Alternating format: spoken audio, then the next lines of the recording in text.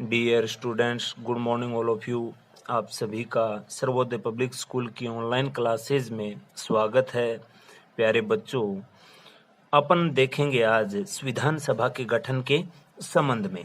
उससे पहले मैं आपको कुछ सामान्य बातें बताता हूँ कि हिंदुस्तान के अंदर लोकतांत्रिक व्यवस्था को अपनाया गया है और लोकतांत्रिक व्यवस्था अपनाए जाने के कारण यहाँ पर एक निश्चित नियम कानून के तहत शासन का संचालन होता है और किसी भी राष्ट्र की निश्चित या अपन कह सकते हैं कुशल प्रशासन के संचालन के लिए निश्चित नियमों की क्या होती है, आवश्यकता होती है।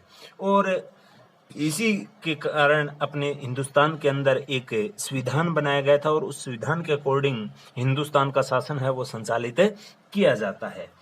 तो सबसे पहले अपन देखेंगे संविधान का अर्थ कि संविधान किसे कहेंगे। तो संविधान है वो एक निश्चित नियम या अपन कानून कह सकते हैं, निश्चित नियम कानूनों का वह समूह होता है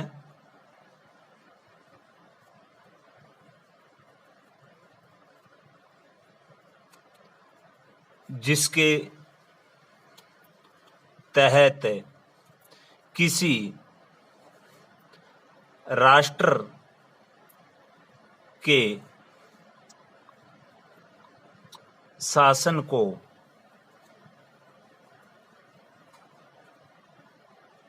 संचालित किया जाता है।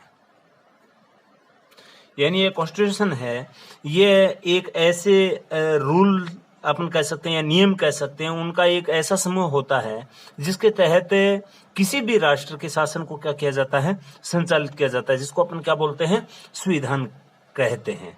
और अपन अच्छे से जानते हैं कि हिंदुस्तान की जो वर्तमान व्यवस्था है ये प्राचीन काल में नहीं थी। प्राचीन समय में यहाँ पर राजा महाराजाओं का शासन हुआ करता था। पूरा हिंदुस्तान है वो रियासतों में विभाजित था और रियासतें भी आप अच्छे से जानते हैं, 10th क्लास में आपने पढ़ी भी होगी। कुल 562 रियासतें थी, यानी कि इन रियासतों में विभाजित था पूरा का पूरा हिंदुस्तान और सभी रियासतों में जो शासक थे या राजा थे वो अपना अपना शासन संचालित करते थे। और उसी समय आप अच्छे से जानते हैं 1600 ईस्वी के आसपास इंग्लैंड से अंग्रेज आ गए थे यहाँ पर ईस्ट इंडिया कंपनी लेकर व्यापारिक उद्देश्य के लिए। यानी कि अंग्रेज यहाँ आए थे, शुरुआत में वो व्यापार के उद्देश्य से आए थे। अपनी ईस्ट इंडिया कंपनी की स्थापना की थी सूरत, जो वर्तमान में गुजरात में है। और उसके बाद में यहाँ अंग्रेजों ने यहाँ की स्थिति को देखा, यहाँ की साक्षरता को देखा, यहाँ के लोगों के आचार व्यवहार को देखा, तो उनको लगा कि ये लोग आपस में अपन आसानी से इनको क्या कर सकते हैं, विभाजित कर सकते हैं और यहाँ पर अपन अपना शासन भी स्थापित कर सकते हैं। और इसी के तहत अंग्रेजों ने यहाँ पर हिंदुस्तान में अपना कब्जा स्थापित कर लिया था। और अपन अच्छे से जानते हैं लगभग 200 से अधिक वर्षों तक अंग्रेजों का यहाँ शासन रहा। लेकिन उसी अंतराल में जब अंग्रेजों ने हिंदुस्तानियों का शोषण किया तो यहाँ पर अनेक प्रकार से लोगों के अंदर क्रांतिकारी भाव आए, अंग्रेजों के विरुद्ध में क्रांतियां की, जिससे अंग्रेजों को यहाँ से खदेड़ा गया। और हिंदुस्तान में वर्तमान स्थिति है जो लोकतांत्रिक व्यवस्था है, यहाँ तक मान स्थिति अपने सामने आई। संविधान की अगर अपन बात करते हैं तो विश्व में जो 16वीं 17वीं 18वीं शताब्दी में जो प्रमुख क्रांतियां हुई थी उनकी ये संविधान है वो अपन कह सकते हैं देन है कि उन क्रांतियों की वजह से संविधान अस्तित्व में आया था। और अगर अपन बात करते हैं अंग्रेजों के खदेड़ने के साथ, जब अपना देश 15 अगस्त 1947 को आजाद हुआ था, 15 अगस्त 1947 को आजाद हुआ था, उससे पहले ही हिंदुस्तान के अंदर संविधान सभा की गठन या अपन कह सकते हैं संविधान की गठन की बात अपने सामने आई थी। तो हिंदुस्तान के संविधान की अगर अपन बात करते हैं तो संविधान सभा का जो प्रथम दर्शन अपने को मिलता है, संविधान सभा का प्रथम दर्शन वो अपने को मिलता है जो बाल गंगाधर तिलक हुए थे बाल गंगाधर तिलक, उन्होंने एक स्वराज्य विधेयक लाया था, लेकर आए थे, स्वराज्य विधेयक। ये विधेयक लेकर आए थे ये 1895 ईस्वी में। तो इसके अंदर अपने को प्रथम बार संविधान सभा की मांग के दर्शन अपने को दृष्टिगोचर होते हैं हिंदुस्तान के संदर्भ में। और उसके पश्चात 1922 के अंदर 1922 ईस्वी में महात्मा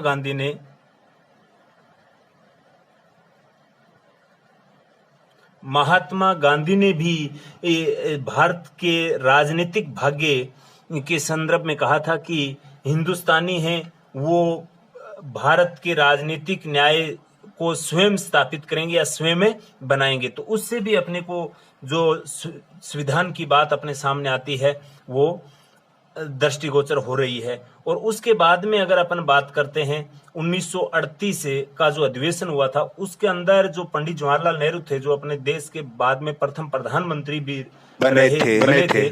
तो इस संदर्भ में संविधान सभा के गठन के संबंध में भी उन्होंने भी बात की थी 1938 के अधिवेशन के अंदर।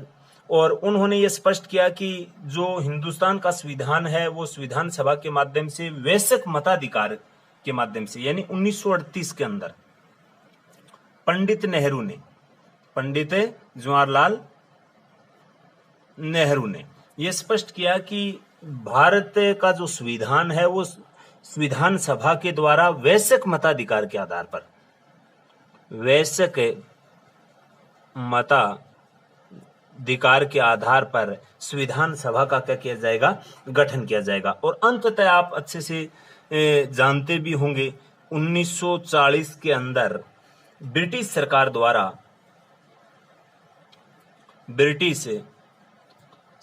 द्वारा इसे सैद्धांतिक रूप से स्वीकार भी कर लिया गया था। और उसके बाद अपन अच्छे से जानते हैं, शायद आपने तो इसको नहीं पढ़ा होगा, लेकिन 1942 में ब्रिटिश कैबिनेट के मंत्री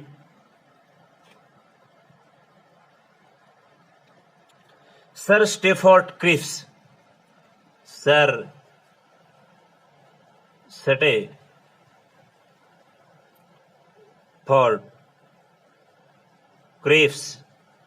हिंदुस्तान के अंदर एक प्रस्ताव लेकर आए थे जिसको कैबिनेट मिशन के नाम से भी जानते हैं। तो इस संदर्भ में कैबिनेट की बात करते हैं की बात अगर अपन करते हैं तो ये कैबिनेट से पहले ये क्रिप्स प्रस्ताव जो आया था 1942 में, तो उस संदर्भ में ये भारतीय संविधान की बात की गई थी। लेकिन उस समय सेकेंड वर्ल्ड वार चल रहा था, क्योंकि सेकेंड वर्ल्ड वार का जो काल है वो 1939 से 1945 के बीच में रहा था। और उस समय अपन अच्छे से जानते हैं ब्रिटेन लगातार हार रहा था जापान से और से उनसे। तो भारत से ये उम्मीद की गई थी कि भारत पुरजोर तरीके से ब्रिटेन का साथ दे, क्योंकि उस समय अपन ब्रिटेन के औपनिवेशिक थे, उनके अधीन थे। तो उसके बाद में भारत ने इस प्रकार के प्रस्ताव को स्वीकार किया था, लेकिन मुस्लिम लीग ने इसको क्या कर दिया था, ठुकरा दिया था कि पहले भारत के क्या होने चाहिए, 2 टुकड़े होने चाहिए। इसके बाद में 24 मार्च 1946 को 24 मार्च 1946 को एक कैबिनेट मिशन हिंदुस्तान के अंदर आया था। कैबिनेट मिशन भारत के अंदर आया था, जो ये क्रिप्स प्रस्ताव आया था 1942 की। उसके बाद में 1946 में 24 मार्च 1946 के अंदर इसमें कुल 3 सदस्य थे। एक तो था पैथिक लॉरेंस, जो इस कैबिनेट मिशन के क्या थे, अध्यक्ष थे। इसके अलावा 2 सदस्य और थे। एक था स्टेफोर्ड क्रिप्स, जो पहले क्रिप्स प्रस्ताव लेकर आया था, स्टेफोर्ड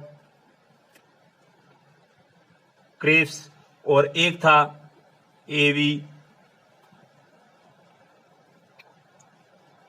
अलेक्जेंडर। ये 3 सदस्य आए थे हिंदुस्तान के अंदर कैबिनेट मिशन को लेकर, जिनका उद्देश्य था हिंदुस्तान के अंदर भारतीय संविधान का निर्माण करना या संविधान सभा का गठन करना। और इस कैबिनेट प्रस्ताव ने जो पहले मुस्लिम लीग ने जो 2 संविधान सभाओं की मांग थी उसको क्या कर दिया, ठुकरा दिया। और उसके बाद में संविधान सभा का इस कैबिनेट मिशन योजना के तहत गठन किया गया था। और इस कैबिनेट मिशन के प्रस्ताव के अनुसार ही नवंबर 1946 के अंदर, याद रखना है अपने को, इस कैबिनेट मिशन योजना के तहत ही नवंबर 1946 के अंदर संविधान सभा का क्या किया गया था,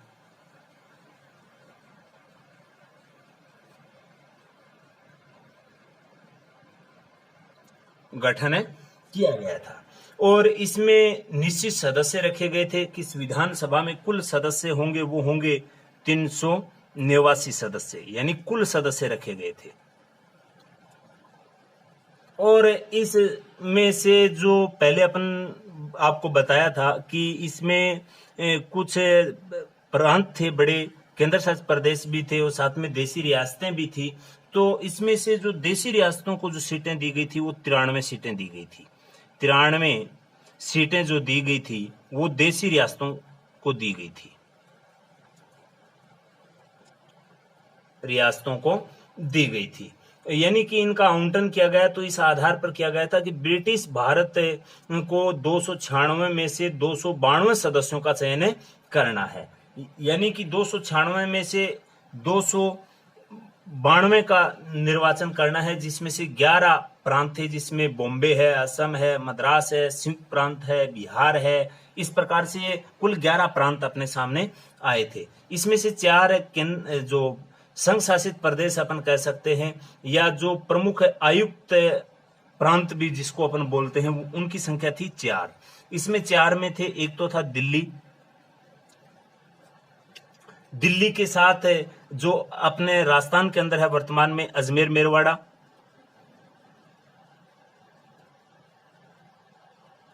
और साथ में जो कुर्ग है और बलूचिस्तान है।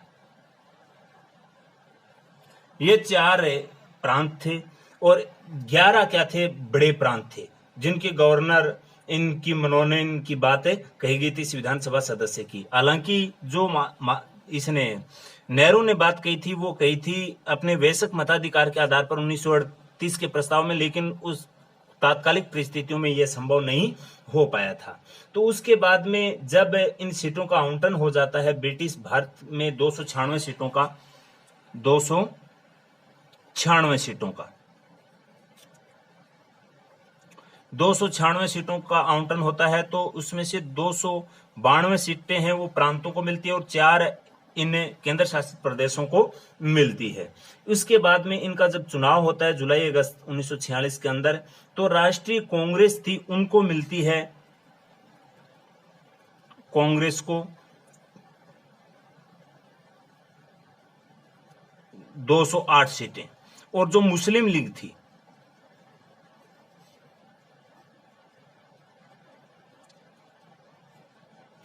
उसको मिलती हैं 73 सीटें, और जो 15 हैं वो एक प्रकार से अन्य को मिलती हैं, और जो 93 सीटें हैं वो प्रथम बार जब चुनाव हुए थे जब ये रिक्त रही थी, लेकिन बाद में देशी रियासतों के जो राजा महाराजा थे उनके सदस्य जो 93 सदस्यों का मनोनयन कर संविधान सभा के अंदर भेजा था। और सभी प्रांतों में उनकी जो सीटें हैं उनका निर्धारण किया गया था, वो जनसंख्या के अनुपात में किया गया था। प्रति 10,000 पर एक सीट का क्या किया गया था, निर्धारण किया गया था। यह अपने को ध्यान में रखना है। इसके बाद में भारतीय स्वतंत्रता अधिनियम आया था 1947 में। उसके बाद जब हिंदुस्तान के 2 टुकड़े होते हैं सांप्रदायिकता के आधार पर, तो उसमें सीटों का अलग अलग विभाजन हो जाता है। तो इसमें अपने पास जो सीटें रहती हैं वो 299 रहती है 389 में से। तो उसके बारे में अपन देखेंगे आगे की नेक्स्ट कक्षा में। आज के लिए इतना ही, धन्यवाद।